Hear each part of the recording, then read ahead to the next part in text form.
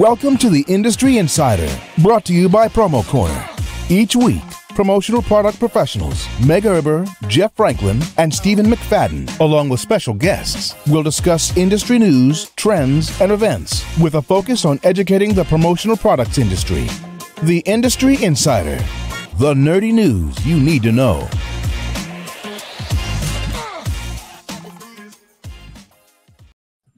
Welcome back to another episode of the Industry Insider, your promotional products podcast where you can get all the nerdy news you need to know about. My name is Jeff Franklin, National Accounts Manager with Headwear USA.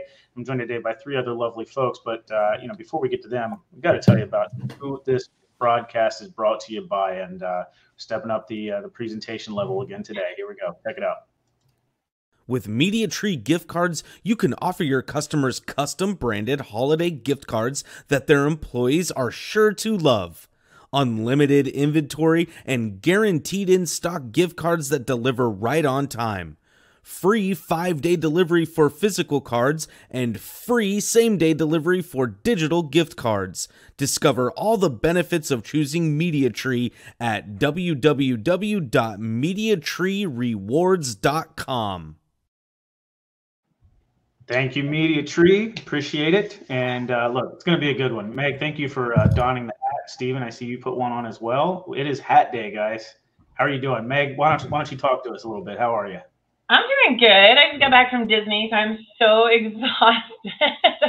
Pre-show I was complaining about it, but I'm feeling really good. I'm so excited because Promotions East is next week. I am just beyond excited. I've been having all this stuff delivered to my house for the end cap experiences.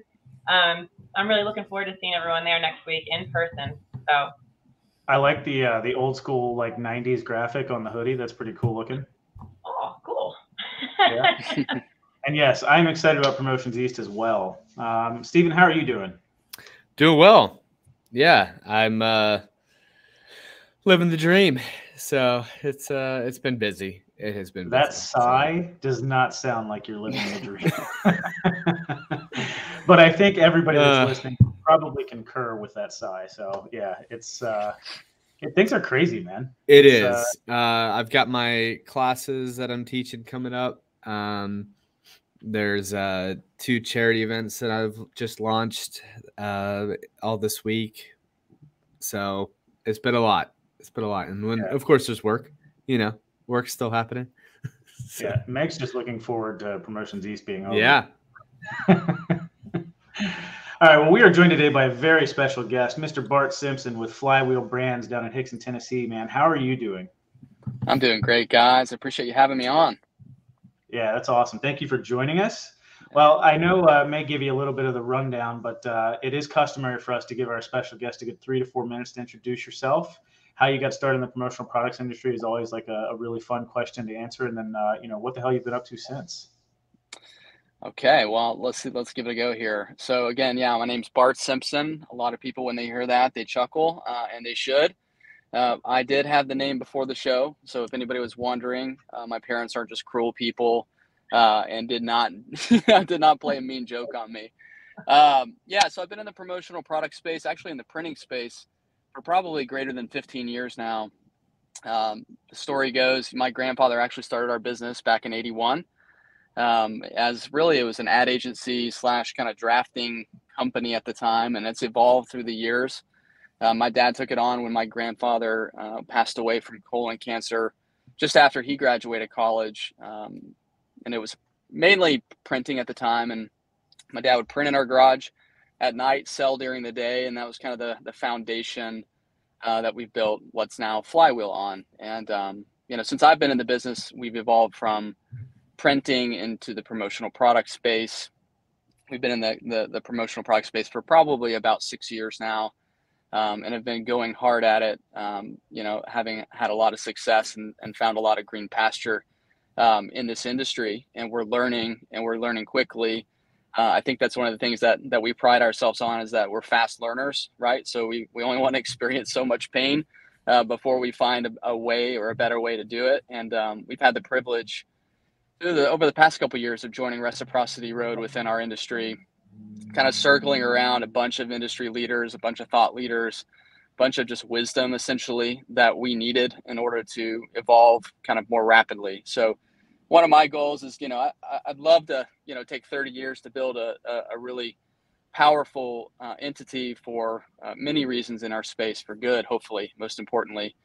But I don't want to take 30 years if I can help it, right? I want to do it in a more expedited fashion while doing it correctly and building a culture that our team can just excel in and thrive in. So we're stoked to be in the industry. We've had the privilege of getting to meet a lot of great people, you guys included. It's a lot of first today for, Jeff. Obviously, I've known doing some hats, kind of what we're talking about today. But nice to meet you all today, and I'm excited to be here and share what I can share. That's awesome, man. I'm super stoked. I love the setup that you guys have down there. You've built like a really solid team. You guys are young, you're hip, and I'm excited to see what Flywheel does. I know Reciprocity Road chooses their partners very wisely and very cautiously. So that's big kudos to you, for joining them and looking forward to it. So yeah, the topic of today is obviously headwear. We want to talk about hats, and we want to talk about, what you guys are doing at Flywheel. And, I thought that was, it's sort of where the topic came up for the conversation today, was because, one of the things that we discussed when I was in your office was how you guys are kind of, sort of leading the charge. Like your first hit or your first exposure to a lot of your clients is essentially hats, as one of your big entry products. And I know you're working spec samples and things like that, but just, I thought that was really interesting because it's for most people, hats are on the back burner. Mm-hmm. It's an afterthought. People aren't proactively leading the charge. They're very reactive with headwear. And look, when you're talking about 8% of the industry sales, of a $25 billion business, I think that, it probably deserves a little bit more respect than just to be a backseat reactive product. And so I wanted to shed some light on, the category today, and hopefully we can get some nuggets from you. So where did that sort of come from? Like why hats? Yeah, I think during our evolution kind of in this space, we're really looking for the path in some ways of least resistance and something that we can master and master more quickly. The promotional product space in general is, very deep, as you all know, and there's a lot of different things to know. One of the things that I've, encouraged my team to do, and me personally, it's like, I don't want to be a mile wide and an inch deep. I want to be an expert in what we do. And when we go, when we're sitting in front of a customer and we're telling them, why they should choose us, essentially, I want to be very good at what we do. And so, and a way to do that, in my mind, is to kind of specialize in certain products and really understand how to utilize them, how to sell them, all the things that you can do with them. Hats seem to be a really good sweet spot for us. We like to stay kind of up on industry trends and what looks cool and what's moving, and with headwear and the suppliers that we have at our fingertips, there's a lot of opportunity there. And I think it's a path into the industry that then allows you to spider into kind of other sections of the business once you capture some attention with a really good headwear piece. For example, so the hat that I'm wearing today is one that we kind of came up with and, made custom overseas and did the whole bit, kind of essentially a case study for why we do what we do. It's a great lead-in piece for us when we send it out. I've had so much amazing feedback on this hat, even from our competitors within the industry. That's just a great door opener, right? And we're all looking for that thing that's going to capture the end user's attention, give us a few minutes on a Zoom call to explain and how, why Flywheel and why we should be the ones to earn their business. So that's kind of the root of it, and why we're kind of choosing to use headwear as, potentially the tip of the spear when going out and prospecting. So are you selling the design too as part of your, are you pitching? Because what I'm seeing on your hat right now is that patch, and I know that has been extremely popular lately. I see it all over TikTok and Instagram.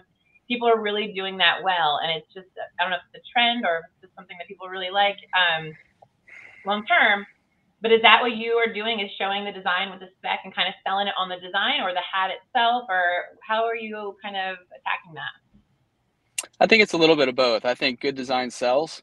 So I think good design is also sexy. So even though the company may not go with something as slick and as retail, maybe as the hat that I have on, You know, if it's a grocery store chain, you know, or something like that, they're obviously not going to want something maybe as again, retail focused. But it's a great way to capture attention and show like we can do the ultimate, you know, piece of quality that you're looking for, but we can also back it down into any category that you want from there. And so, you know, to me and my vision for Flywheel and where we're headed is that good design will always sell. So if you have something that looks slick and is made well, that's kind of like for us what we're all about. It's like we want to sell things that are good and good quality and something that they're going to wear. And I think that's the second piece of why I like headwear, right? It is not the item. I mean, I don't know. I don't have a hat in my junk drawer. I don't know about you guys, but I've never been able to stick a hat in my junk drawer. It's always been a usable piece as long as it's a good quality hat that fits well. If it is, I think it's going to have tremendous impact for the brand that it represents. And it's a momentum builder. And that's what we're all about at Flywheel, is building momentum for our clients, and headwear is a great way to do it. Sure. All right, debate question. Ready? Ready. Product or apparel? Is headwear a product or apparel? I mean, what's the definition of product? So, all right, I will say we are an apparel company. SNS is an apparel company. Mm-hmm. We sell headwear, but it has its own category. Yeah. Headwear. I mean, you also have towels and blankets on there, but I wouldn't put those in the apparel category. Exactly. So, I mean, you wear it on your body. It's a wearable. Well, a towel and a blanket's not something you wear. It's a usable product that isn't something that you wear. So I would say the definition of apparel is something that you wear on your body somehow. You know, so outerwear, a shirt, a hat, pants, boxers, you know. So a tote bag, a tote bag's an apparel? You don't wear that. You may purse? don it, you know. I'm sorry. I don't know.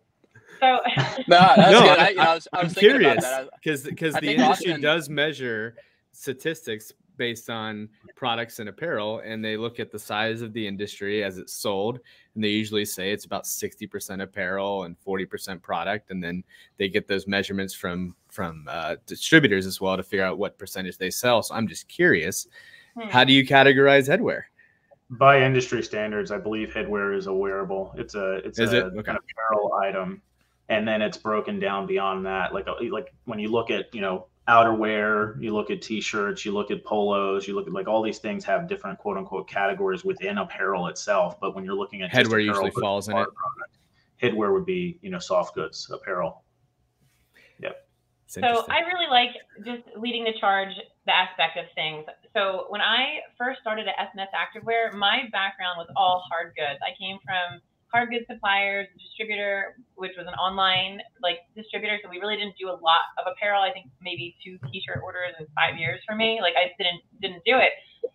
So when I got to SNS Activewear, I was a little nervous about having to learn all these different brands and fabrications and silhouettes. And it was just completely overwhelming to me. But I knew t-shirts. And so I started off, I led for that first year going in, trying to earn the credibility for my customers. I went in and I sold fashion t-shirts. I did, you know, good, better, best in every little segment, touch and feel. And then I ended up just learning it more myself. And the more you practice it, the more you preach it. But I was just super passionate about that. So I think even if it's headwear, if it's fashion t-shirts, or maybe it's fidget spinners, I think you find something that you're passionate about and it relays, right? So being on the different boards and stuff, people know that I'm very passionate about sustainability or give back. So I might start with that too. But I really like this headwear thing because it's different. And when you're starting with that, I know Jeff and I have always gone back and forth a lot about this because I'm the apparel and he's the headwear and we're both suppliers, you know, we're both super competitive. Speaking of, I'm pretty sure the Steelers are in last place. Just everyone that's commenting about the Steelers, last place. Eagles are in They're not in last place, actually. Well, in the division. I'm looking at it right now.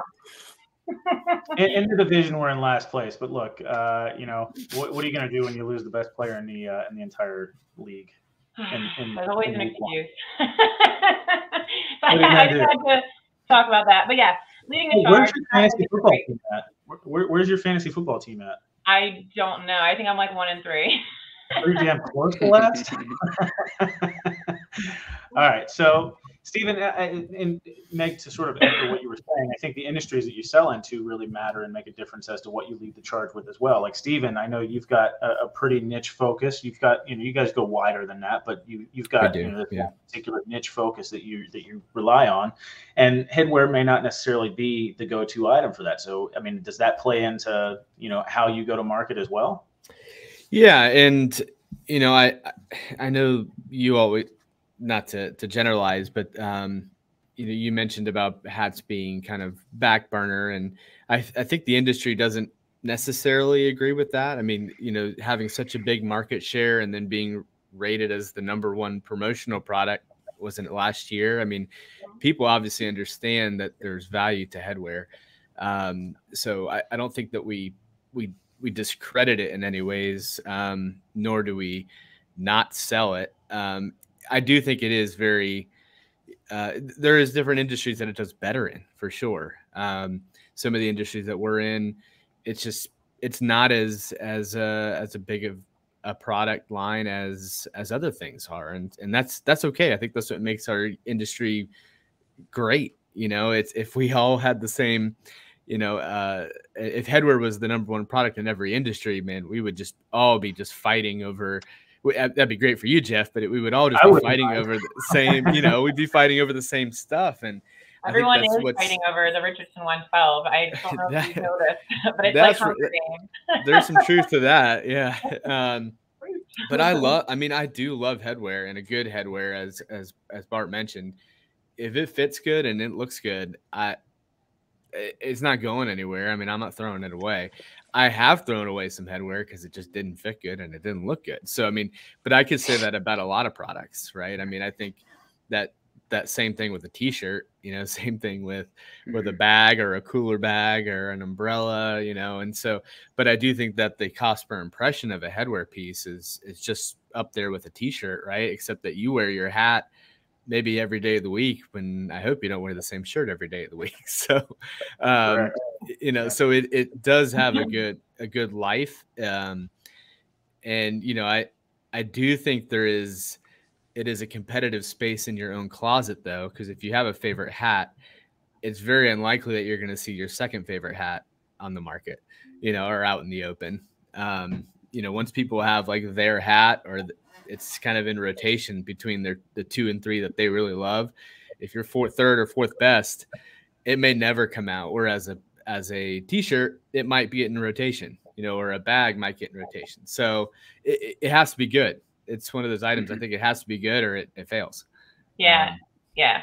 And also, I mean, I agree with you on the 2 to 3 rotation, because I definitely have my favorite hat. I was literally in my truck earlier, and I was like, I should put this hat on my dashboard because I always want to wear it in my truck.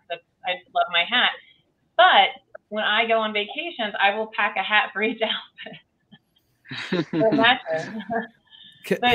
Hats may be the most closet competitive piece. I mean, it's possible. But I will say, when you really start focusing on certain niches like this and using them to reach out to customers. So I know one of our male sportsmen has been working with me, and I've been working on these projects where I'm sending like things of caps to them, and then working up. Sorry. Power slide. If only you could have gotten back as gracefully as you went. So I just got this, and so this was on one of them, and this went out to a set of my customers where I'm sending, and it's all decorated, and they get to see them, and they're getting these firsthand samples. I've been doing this last, let's say year to date, I'm up 40% in just one headwear brand. 40% just by doing this. So I'm starting to lead with certain products. So like, oh, I didn't know you did hats. And I'm like, matter of fact, I do. In the past, when I was working on presentations for a customer, I put together a storyboard, and they didn't ask for hats. I would always add them. But again, it was never leading with it. It was always as an add-on. But I have to agree with you, Jeff. Like headwear, again, I stayed away from it too for a while because headwear is so personal. Like, I have big ears. Like, you won't catch me in a lot of hats, you know? So it's like, it's when people have weird heads, look at you, Jeff. I mean, I can't imagine many hats fitting that noggin. So, Well, I was gonna ask Bart. I hope he's still there. I think I'm done with you guys. Yeah. But I would say, you know, with any product, it kind of has to fall into 3 categories, especially right now, because we are getting into the day and age where everyone has a lot of the same pieces, right? So it has to be new, it has to be their favorite, or it has to be the best, right? So it's either got to be the best hat they have, or their favorite team hat, right? Or it's got to be something new. And unfortunately, some products you can only get so new, right? Like, I mean, I think that the trucker style hat was awesome. Now the new decoration techniques and stuff are adding to that new factor, the customization. My dad got a new car a little while ago. My mom got him a hat with the car brand on it, and he was like, count the decorations on this. There were 9 different styles of decorations. There was like debossing here, custom pipe. There was laser engraved on the metal tag, embroidery on the front, inside labels, custom. That's extra. I was like, what in the world?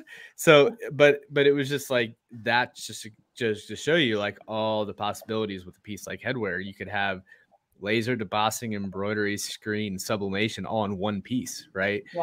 I can't name a lot of pieces you can do that on. Yeah, it's honestly the most versatile category or product in the industry.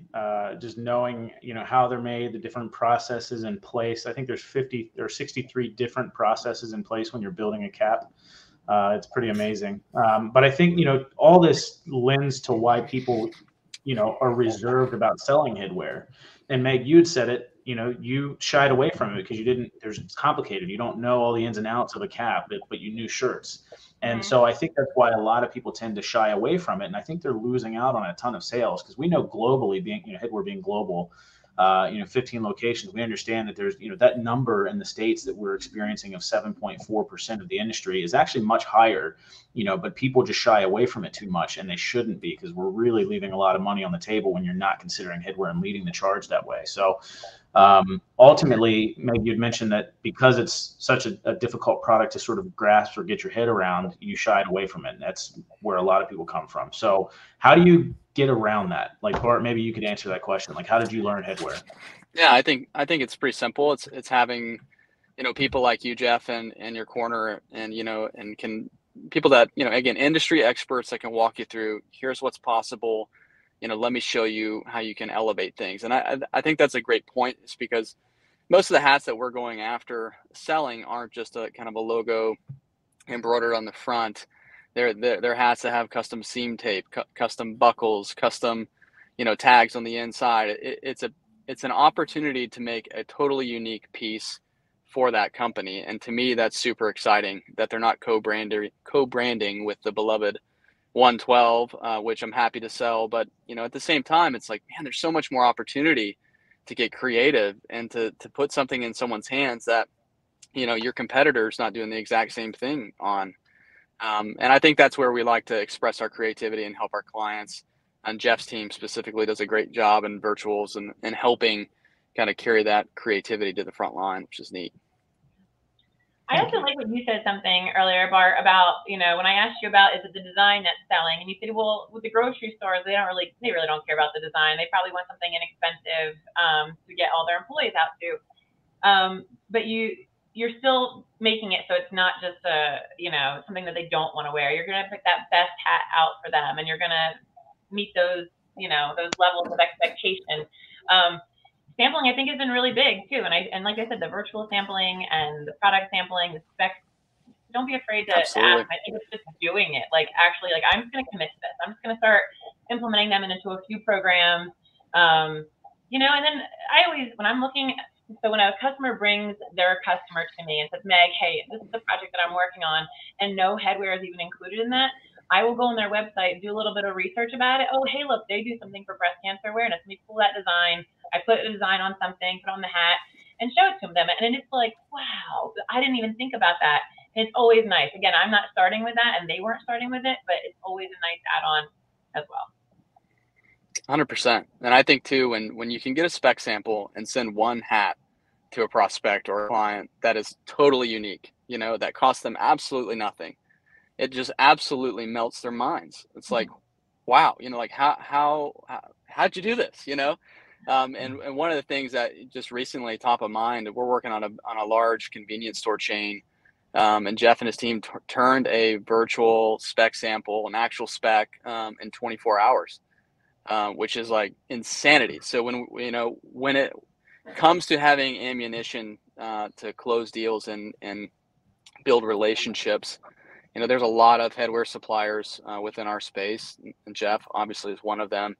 That can arm you so that you can deliver a unique experience, and go after a whole new kind of set of business that otherwise Flywheel wasn't even looking at, until guys like Jeff come in and be like, hey man, just have you thought about this, or have you seen these kind of orders that people are getting? And then the other thing that is attractive to me is that it's kind of like, if you build it right and you build it the first time in a very creative manner, then these things are repeat POs.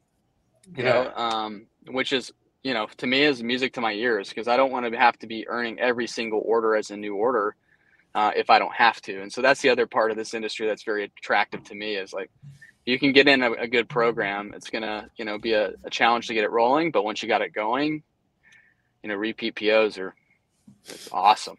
Awesome stuff. Yeah. And Meg, you had said it. I mean, designs do sell as well. So like the hat that Bart, that you've got on there, that's not a Headwear USA hat, but it's a great hat. You guys did that before we came in. And honestly, like the fact that you show something that's a little bit different, the decoration technique, the rope braid on the front is like super popular right now as well. Oh, so yeah. I mean, you put these things together and put it in front of somebody. It doesn't even necessarily have to be a spec sample. It can be a random sample with some cool decoration techniques, and people can kind of piece their design in there and say, yeah, I really like that decoration technique, but I want to do our logo like that. And, let's do away with the rope braid, or let's add this, but do it in this color. There's so many things to get somebody's imagination flowing when you just put physical product in front of them. And Meg, I mean, you said it yourself, you're up 40% in one brand because you're sending out sample kits like that. I mean, could you imagine look, we're 97% small business in this industry. Could you imagine if your sales went up 40% in 1 year, Meg? Yeah, oh yeah, this is year to date. Yep. I So just looked at year, and one of our headwear brands. Yeah. Just by doing, and that's not even like next level proactive. That's just like thinking about it. You know what I mean? Like that's literally just, exactly. And I give you huge kudos, because it's way more than what a lot of people were doing, Meg. Just to put that little bit of extra effort into it and to offer it as a secondary product to something that they're not even looking for, and you're up 40%. Like, just think about that. We're 97% small business, and you're always looking for ways to increase that bottom line, like 40% in 1 year. I mean, that's awesome, Meg. This brand, I'm up 267%, and this just went out. So not this hat in particular, but the brand of this hat. So yeah, I'm actually flabbergasted. Well, let's go, Meg. Crushing those numbers. You sold 3 of them last year, Meg. So I mean, yeah, I was about to say. You sold a case, a case of 12 last year. That's a really great segue, because I want to ask each of you, like, what is a trend that you're seeing in headwear right now? And we'll start with Meg. I'm seeing a lot of the leather patches, or those patches. I'm seeing that's huge right now. Love it. There's a customer down in Texas. She's not mine, but I follow her on Instagram. It's TRS Embroidery, and they just do amazing job with all their decoration and putting it on there in all different hats, and I love it. So follow them on Instagram if you're seeing them. But yeah. Bart, how about you? What are you seeing? I still think the rope hat has a lot of legs and a lot of potential. And so we've been doing a lot. In fact, this very hat we sent to an Instagram influencer about a month ago, and got an order for $30,000 a $30,000 order for 2,500 of these hats, just by sending a spec sample, which was fantastic. So there's a lot of excitement when one of those comes through for the team. Yep. Steven, what are you noticing in headwear? What's headwear? No, I'm just patch. A lot of patch requests. I'm seeing that as pretty much all the hats we have. People are asking for patch decoration. Cool. Yeah. Meg, I'm surprised you didn't go with bucket hats. I'm seeing a ton of bucket hats uptick right now. Yeah, no, I am. I'm wearing one, but yeah, I thought we were talking about decoration for some reason. I was like, leather patches. But yeah, just in general, the product category, decoration, styles, whatever. So yeah, I would say bucket caps, and I would absolutely echo everything that you guys have said. Patches and the ropes are all super popular right now. So Very cool. Do you guys have anything else for Bart? I don't have anything else for Bart, but I do have one other thing I would like to add. You know how I'm like two things. We were all nominated for a Pyramid Award. So congratulations, Stephen and Jeff and PromoCorner. So it just came through, so I'm allowed to announce it. Second thing is it's for Promotions East, but we are doing a Cornhole Tournament on the show floor. Winner of the Cornhole Tournament will win a custom set of cornhole boards. So if you're interested, reach out to myself or Charity Gibson. I'm going to put the social post out and a sign up sheet today. But yeah, let's do some cornhole Promotions East. When is that happening? It's going to go over the course of the show. There'll be brackets. So for somebody that's exhibiting, it's not a possibility? It could be. You can leave your booth for about 20 minutes. Figure it out, Jeff. I'll take the sales and buy my own damn cornhole boards. Mm-hmm. All right. There you go. Steven, anything else for you to add, sir? All good. It's great to meet you, Bart. Nice to meet you too, Steven. Yeah, very cool. Appreciate you guys. Right. Bart, it was awesome having you on, man. I'm going to let you get back to your family now. I know you're away. You're on vacation. I appreciate you taking the time out while you were away to chat with us. And, hopefully everybody found it really interesting. But look, again, podcast was brought to you by our good friends over at Media Tree. With Media Tree gift cards, you can offer your customers custom branded holiday gift cards that their employees are sure to love. Unlimited inventory and guaranteed in-stock gift cards that deliver right on time. Free 5-day delivery for physical cards and free same-day delivery for digital gift cards. Discover all the benefits of choosing Media Tree at www.mediatreerewards.com.